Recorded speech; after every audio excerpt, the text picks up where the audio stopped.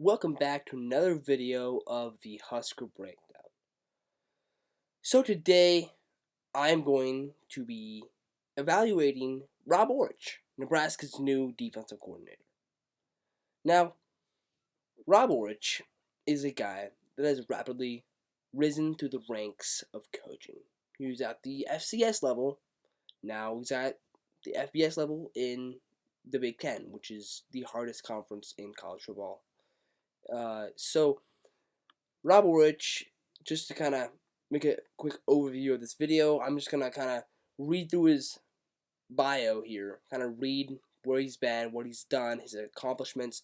Then I'm going to be evaluating his 4-2-5 scheme, which is the new scheme defensively that Nebraska is going to be adopting in contrast to the 3-3-5. Now, without any further ado, let's get straight to it. So, Rob Aurich was at he was at San Diego State before he came to Nebraska. But before that, he was actually at Bemidji State from 2014 to 2017. That's where he began his career. Then he coached at, I believe it was South Dakota State. Then he went to San Diego State in 2014 through 2025. So, looking at his statistics here, during his one season as defensive coordinator for San Diego State, because the 2024 season he was just the defensive edges coach, but he was promoted to defensive coordinator, and he had them post a dominant season. That's a great way to put it. The Essex led the country and set a Mountain West Conference record with 3 shutouts in 2025, while holding 8 of their 12 regular season opponents to 10 or fewer points. During the regular season, when Aurich led the defense, SDSU ranked in the top 10 nationally in 10 categories. At the conclusion of the regular season, when Aurich left for Nebraska, San Diego State owned the 5th best scoring defense in Mountain West history and the top scoring defense at San Diego State since 1976. So, pretty impressive numbers. I'm not really getting into the specific statistics, but you get the idea that he did post a very dominant defense at San Diego State, and that's only in one season. Now, that's kind of just the facts there. He was, here we go. Let's just get to more the little more detailed. He was just the 9th team in Mountain West history to allow fewer than 270 yards per game. Let's see. The Essex became just the second San Diego State team in 40 seasons to allow 200 or fewer total points. That's impressive. They only allowed 4.4 yards per carry, and they also ranked 2nd in the country in pass efficiency defense, 3rd in red zone defense, 5th in defensive touchdowns, 6th in scoring and pass defense, 10th in first down defense, 11th in total defense, 13th in third down defense, 14th in interceptions, and 25th in sacks. So, I am wrong. I actually did say some more specific stats. I just kind of forgot about these. My bad. So, then yes, individually, cornerback Chris Johnston was named the 2025 Mountain West Co-Defensive Player of the Year. 3 San Diego State defenders made the All-American Mountain West first team, and a total of 6 Aztec defensive players earned all-conference honors. So, a very strong defense. Now, the caveat, obviously, is he coached at a lower level. Now, the Mountain West might be one of the hardest group of 5 conferences, maybe second to the ACC, I'm not sure. But it's definitely one of the more competitive group of 5 conferences. That's no doubt without that. No doubt about that. I think that I believe that Aurich he's hungry. He wants to make a name for himself, and I think that's exactly what Rule wants for a defensive coordinator.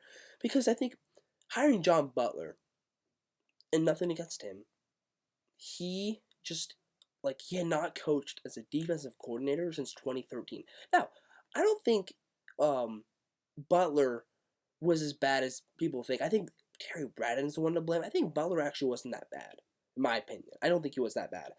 I mean, maybe firing him, people say what you want to say about him, but I don't think he was that bad. I think our defensive lines really killed us. There's a little more stats here. So, in his first season on staff in 2024, now this doesn't matter as much because he was a edges coach, but let's just to kind of show his ability of getting to the quarterback. Aurich's edge rushers accounted for 22 of the team's 32 total sacks. Sophomore edge rusher Trey White was a first-team All-Conference selection, an honorable mention All-American, and a member of the Bronco Nagurski Trophy watch list as a candidate for National Defensive Player of the Year. While he led the Mountain West in sacks, 12.5, and tackles for loss, 18.5. Now that's impressive. That is impressive. So, Orich is able to develop talent at the edges position. But he's not the one coaching that, obviously. He is going to just be the defensive coordinator for Nebraska. But anyway, that's very interesting. So, Orich, just to kind of transition here, Orich, as you can see, is a very capable, more than capable defensive coordinator. Okay, I think he's a very good hire for Nebraska. And I think that Matt Rule's following the Nick Saban philosophy where he hires the younger coordinators because, well, for one, they do stay longer usually. They recruit better than the older coordinators, and they're also more hungry. They want to do better. That's why you want to hire these younger guys. I think it's kind of what Saban was thinking. Now, to kind of evaluate the scheme, Orich, he runs a 4-2-5. Now, I've kind of looked at some film. I've looked at some other blogs just to kind of get as much information on him as I could. And so he runs a 4-2-5, but actually it's really only 3 down linemen, and it's just an extra edge rusher. So it's basically like a 3-3-5, just an extra edge. But I mean that's better than a 3-3-5. I mean that's better. I'd rather start with 2 edge rushers or an extra edge rusher than none at all. So I think Orich. I think he knows. And maybe not he knows, but I think Matt Rule does not want to run a 3-3-5 in the Big Ten. I mean, Matt Campbell that left Iowa State, he coaching at Penn State. I mean, he was doing 3-3-5 at the Big 12, but he switched and is moved away from the 3-3-5, now coaching in the Big Ten. And I think it's because he knows the Big Ten's very physical, and that's just the truth.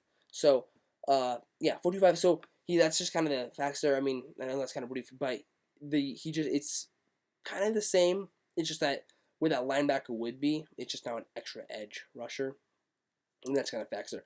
So anyway, guys, yeah, that is basically the gist of this video. I will see you guys in the next one, and let me know what you guys think in the comments below. Oh, and actually, before I leave, a sad fact, just to leave you guys on. And this is not a fact that's meant to make people sad. It's just the truth. Nebraska's interior defensive line, this is just the defensive line alone, compiled 6.5 sacks. Yeah. All the other sacks came from linebackers or the edges. Isn't that a sad fact? I don't know. To me, that's pretty darn sad. So we're hoping Orich can improve that number a little bit. So, anyway, I'll see you guys in the next one. And until next time, go Big Red, and see you later.